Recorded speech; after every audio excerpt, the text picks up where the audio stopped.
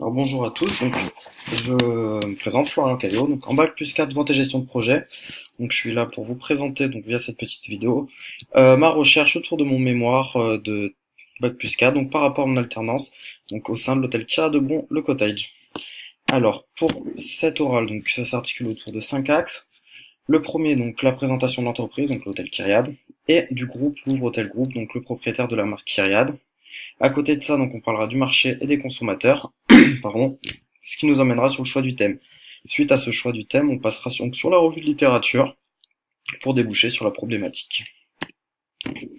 Alors l'hôtel Kira de Bon, c'est un petit hôtel qui compte 50 chambres exactement. Dont on sait que 50 chambres, on compte donc 3 chambres pour personnes à mobilité réduite, ce qui est obligatoire donc, à l'heure actuelle. En plus de ces 50 chambres, on compte 2 salles de séminaire, donc qui sont modulables en une seule ou en deux, de différentes tailles, et le restaurant, donc qui compte 120 couverts, qui est ouvert donc tous les midis de la semaine, et le soir de la semaine, mis à part le vendredi soir, et qui est fermé le week-end. Donc c'est les trois principaux DAS, donc l'hôtellerie, donc ça va passer hébergement, la restauration et la partie organisation de séminaires. Donc on va parler donc d'une petite SWOT rapidement. Donc la SWOT, donc les principales forces de l'hôtel, donc c'est son équipe, son personnel. Donc j'appelle ça l'équipe parce que c'est un personnel qui est très soudé entre eux, donc il y a beaucoup d'entraide. C'est un personnel qui est là depuis très longtemps, hein. Le plus ancien a plus de 25 ans d'ancienneté. Il était dans cet hôtel avant que l'hôtel s'appelle Kyriade, puisque c'est l'hôtel est passé sous la marque Kyriade uniquement en 2010. Avant, il s'appelait uniquement l'hôtel Le Cottage. Donc son personnel qui est un personnel de qualité. À côté de ça, donc on a l'emplacement. Donc l'emplacement, c'est à la fois une force, et à la fois une faiblesse pour l'hôtel, parce que c'est une force sur le tourisme d'affaires. C'est-à-dire que l'hôtel est idéalement placé entre le parc des expositions Eurexpo, donc de Lyon, le nouveau parc des expositions, le parc technologique de Saint-Priest, donc une très grande zone de chalandise, et le parc du Chêne de Bron, donc plus petite zone d'activité, mais il est situé pile au milieu. Donc, pour vous donner un exemple, dans la rue, il y a 4 hôtels. Donc, comme quoi, c'est un emplacement stratégique. Son autre principale force, c'est la qualité du restaurant. Donc c'est le restaurant le plus reconnu de la rue. Donc il y en a 4 aussi. C'est un restaurant qui est complet pratiquement tous les midis pendant les grosses périodes de salon, où c'est principalement des gens d'entreprise qui travaillent autour, qui viennent manger là, qui amènent des clients ou entre collègues. Et sur la partie soir, donc là c'est plus des clients de l'hôtel qui mangent sur place. Donc comme je disais, donc l'hôtellerie d'affaires, donc c'est sa force. Grâce à ces contrats de tarifs, ce que nous on appelle des tarifs corporate, donc c'est des tarifs négociés entre les entreprises et l'hôtel au niveau local, hein, puisqu'il y a après il y a des tarifs négociés au niveau national. Donc ça, c'était ma principale mission, donc développer cette partie hôtellerie d'affaires sur l'hébergement et sur la restauration. Donc les faiblesses, parce que toute entreprise a des faiblesses, c'est l'hôtellerie de tourisme. Donc qu'est-ce que j'entends par l'hôtellerie de tourisme? C'est que bon, c'est en périphérie de Lyon. L'hôtel est très bien situé pour l'hôtellerie d'affaires puisqu'il est à côté de l'autoroute, très proche de l'aéroport de Lyon puisqu'on est à 10 minutes. Mais pour tout ce qui est hôtellerie de tourisme, donc là j'entends les gens qui viennent pour visiter Lyon, c'est un des points faibles parce que donc c'est pour ça que j'ai mis l'emplacement aussi dans les faiblesses, parce qu'on est quand même à plus d'un quart d'heure du centre-ville de Lyon. En semaine, le soir et le matin, il faut compter 45 minutes. Donc on n'attire pas du tout de clientèle de tourisme. Pour vous donner un exemple, sur la période Fête des Lumières, qui est la plus grosse période d'hôtellerie de tourisme sur Lyon, on est dans les derniers hôtels à se remplir, parce qu'on est vraiment en périphérie lyonnaise. Donc, ce qui entraîne une autre faiblesse, donc le manque de diversification au niveau de la clientèle, c'est-à-dire demain, pour X ou Y raison, on perd la clientèle d'affaires, il n'y a aucune possibilité de compléter par une autre entrée d'argent d'une autre clientèle, puisqu'aujourd'hui l'hôtel est totalement dépendant de la clientèle d'affaires. Et donc voilà pourquoi j'ai placé l'emplacement donc dans les principales faiblesses. À côté de ça, donc il y a des opportunités, donc la zone de chalandise active, donc j'entends par là l'expansion du parc technologique de Saint-Priest, hein, qui est en constante évolution, avec des très grandes entreprises telles que SFR, et donc la zone, le parc du Chêne, qui lui est en petite évolution, beaucoup plus petite parce que c'est un secteur très mature où il y a plus beaucoup d'emplacements. Et il y a une nouvelle zone d'activité qui est en train de s'ouvrir sur la périphérie de Saint-Priest, entre Saint-Priest et Bron, qui amène encore une nouvelle zone de chalandise assez active. Et l'autre opportunité, c'est qu'aujourd'hui, il y a de plus en plus de déplacements d'affaires. Ce que j'entends par là, c'est de personnes qui travaillent en région parisienne ou ailleurs en province avec des sièges basés à Lyon, ou inversement, des personnes qui se déplacent du siège de la région parisienne sur les bureaux lyonnais. Et donc, ce qui entraîne donc des menaces. Donc, il y a une très très forte concurrence sur le secteur. Comme je disais dans la rue, on est 5 hôtels. dans la zone de chalandise, on est une vingtaine d'hôtels. Et haute forte concurrence, donc le développement de Airbnb, des appart-hôtels et ce genre de choses. Donc aujourd'hui, il y a beaucoup de gens qui préfèrent louer un appartement sur Airbnb et être totalement indépendant plutôt que d'être dépendant de la restauration de l'hôtel ou des chambres d'hôtel. Et autre menace, c'est la restriction budgétaire des clients. On a pu se rendre compte que le budget hôtellerie pour les clients, lorsqu'ils font venir des collaborateurs ou même des clients, c'est énormément restreint avec le temps.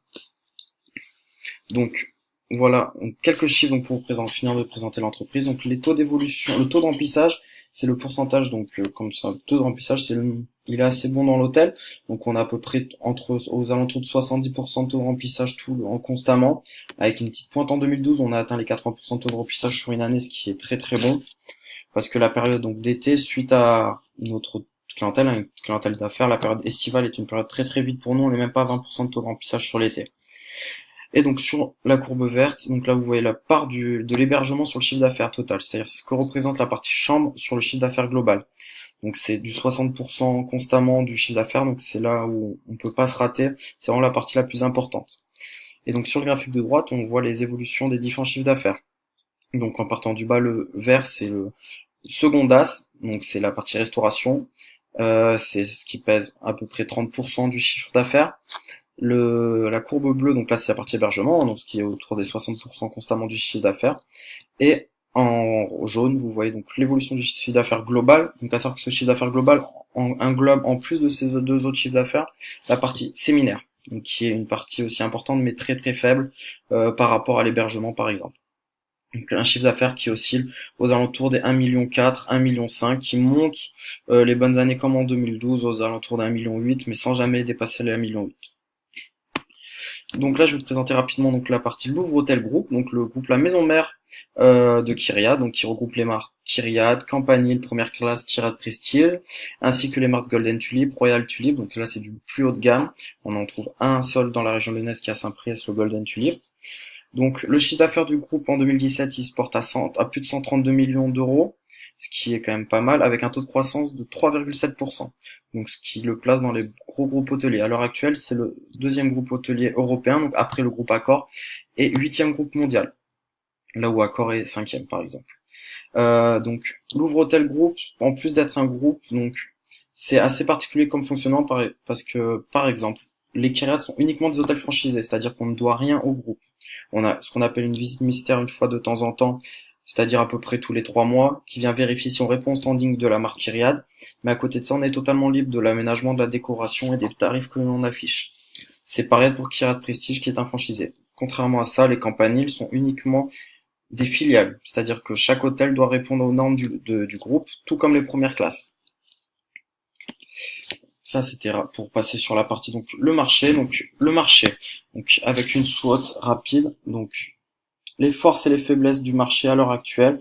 Donc ça se rapproche un peu des forces et des faiblesses de l'hôtel, puisque la principale force, c'est que c'est un secteur qui ne connaîtra sûrement jamais de fin, puisqu'on aura toujours besoin de se déplacer. À l'heure actuelle, les déplacements qui soient professionnels ou pour les vacances, c'est quelque chose qui est essentiel dans notre vie privée comme professionnelle, qu'on en aura toujours besoin.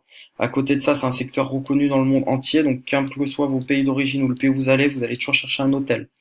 On va pas aller chez l'habitant, mis à part de nos jours, donc comme on le verra dans les menaces, donc le développement d'Airbnb par exemple.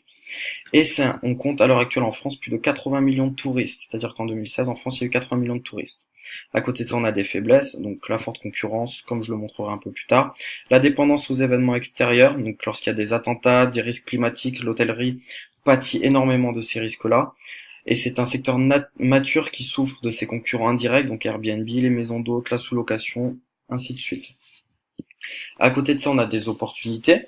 Donc c'est une augmentation de la clientèle asiatique, plus 8% en 2016, donc ce qui amène énormément d'opportunités dans le futur, puisqu'on sait que l'Asie est en plein développement démographique, donc ça nous amène potentiellement de plus en plus de clients. À côté de ça, on a la mondialisation, donc qui est une opportunité, donc qui entraîne de plus en plus de mouvements pour le travail ou pour les vacances. Donc des gens qui se déplacent d'autres continents pour venir sur la région lyonnaise ou en France, donc ce qui permet à l'hôtellerie française de se porter plutôt bien à long terme. Et les nouvelles législations qui encadrent la sous-traitance, notamment via Airbnb, est un très bon signe pour le secteur de l'hôtellerie. À côté de ça, donc on a des menaces, donc l'évolution de la consommation du logement avec les Airbnb, la sous-location, le bon coin, ce genre de choses, ainsi que les menaces terroristes, donc qui réduit le nombre de touristes. Donc par exemple, on l'a vu suite aux attentats du 13 novembre, où en France on a compté 8,1% de touristes en moins, étrangers principalement, puisque les touristes français se déplacent toujours autant, et l'augmentation des catastrophes naturelles. Donc pour parler des consommateurs, donc j'ai utilisé l'analyse SONCAS, donc sécurité, orgueil, nouveauté, confort, argent et sympathie. Donc les points les plus importants, pour pas vous détailler, ce sont donc au niveau de la sécurité, donc le parking, un point très important puisqu'on se rend compte que ça compte pour 5% des décisions d'achat. L'orgueil, donc c'est le niveau d'étoiles, puisque aujourd'hui on recherche énormément par rapport au niveau de l'étoile de l'hôtel, ainsi que ensuite donc la nouveauté, donc c'est la présence du Wi-Fi, du haut débit, ainsi que la potentialité de réserver sur des applications. Au niveau du confort, c'est tout ce qui est chambre climatisée, chaîne de télévision payante, douche à l'intérieur. Le prix, donc le principal facteur à l'heure actuelle, et donc la sympathie. Lorsqu'un client reçoit un accueil qu'il trouve supérieur, il a envie de revenir dans cet endroit. Voilà, c'est ce qui nous permet de nous démarquer sur la concurrence. Les deux principaux facteurs restent le prix à 74% ainsi que la localisation. 74% des personnes qui sont interrogées disent qu'ils choisissent par rapport au prix ou par rapport à la localisation de l'hôtel, ce qui est très important aussi. Donc, petit bref sur la concurrence du marché. Donc, vous avez trois principaux groupes représentés sur le graphique. Donc, le groupe Accor, le numéro 1 européen, le groupe Louvre Hôtel Group, celui qui appartient à Kyriad, et le groupe Marriott, ainsi que Starwood, qui appartient au Méridien. Donc, on voit que Accor et Louvre Hôtel se répondent avec des marques équivalentes, Formule 1 première classe, Kyriad Ibis, Kyriad Prestige Novotel, Golden Tulip Mercure, et vous avez le très haut de gamme donc avec le Marriott qui est un palace, donc on retrouve à la Cité Internationale. Donc mes différents thèmes que j'aurais pu évoquer, donc la franchise est-elle aussi rentable qu'on le croit, comment les OTA, donc les Online Travel Agency, dominent-elles le marché, un hôtel peut-il se priver des OTA de nos jours, comment fidéliser une clientèle volatile dans un secteur ultra concurrentiel, et comment se démarquer dans un secteur ultra concurrentiel où l'ensemble des hôtels répondent aux mêmes critères. Donc moi j'ai choisi le thème numéro 3, donc un hôtel peut-il se priver des OTA de nos jours, pour la très bonne raison, c'est qu'on paye des commissions énormes sur les agences de voyage comme Booking, Expedia, et que c'est un thème qui est très important pour le long terme pour le secteur de l'hôtellerie. Alors, la revue de littérature. Donc, les agences en ligne, c'est une nouvelle façon de consommer. Donc, on se rend compte qu'aujourd'hui, 60% des personnes préparent leur voyage via Internet. Donc, des sites comme Booking.com, TripAdvisor, Expedia, SNCF, enfin, anciennement Voyage SNCF qui s'appelle aujourd'hui Oui SNCF. Donc ça, c'est les principales agences de voyage. Aujourd'hui, tout le monde passe par ces agences pour avoir à la fois les meilleurs tarifs, ce qu'ils pensent être les meilleurs tarifs, et être assuré grâce aux avis des clientèles. Cette nouvelle façon de consommer, ça a entraîné une fronde des hôteliers en France, parce que les hôteliers se sont rendus compte qu'en quelque sorte, ils se faisaient avoir, c'est-à-dire qu'ils payaient des sommes en commission énormes, plusieurs milliards d'euros sur les 2 dernières années aux OTA. Donc, par exemple, nous, à l'hôtel Kyriad, c'est 8%, mais un petit hôtel indépendant peut monter jusqu'à 30% de commission par chambre. Et donc, ces hôteliers, en plus de ces sommes extravagantes dépensées, ils se sont rendus compte qu'il y avait des clauses qui les obligeaient à mettre les tarifs les plus bas et ne pas mettre ces mêmes tarifs ailleurs, donc même dans la vente directe, et qui ne pouvaient pas proposer un nombre supérieur de chambres ailleurs que sur les OTA. Donc, ils ont été soutenus par Arnaud Montebourg, donc pour cette fronde, donc Arnaud Montebourg, l'ancien ministre de l'économie, a attaqué en justice Booking et Expedia pour essayer de changer ces clauses-là qui sont contraignantes pour les hôtels. Et donc, les hôtels peuvent-ils se passer des OTA ou sont-ils d'ores et déjà résignés? Aujourd'hui, on compte très peu d'hôtels totalement indépendants, on en compte 3 en Suisse par exemple, mais ce sont des hôtels particuliers de charme de type hôtel écologique, fait en paille, des hôtels très particuliers. Un hôtel classique aujourd'hui ne peut pas se passer de booking malheureusement, mais il peut essayer de faire réduire son taux de booking. Pour cela, la fidélisation reste le secteur le plus important. Et donc, pour finir, ma conclusion et mon problématique pour la 5e année. Alors, tout simplement, je souhaite ouvrir ça sur comment fidéliser une clientèle sur un secteur ultra concurrentiel. Pourquoi? Parce qu'aujourd'hui, dans l'hôtellerie, le seul moyen de faire passer ses clients en direct plutôt que par les OTA, c'est la fidélisation, et c'est le point de développement le plus important. Je vous remercie pour votre écoute et je vous souhaite une bonne journée.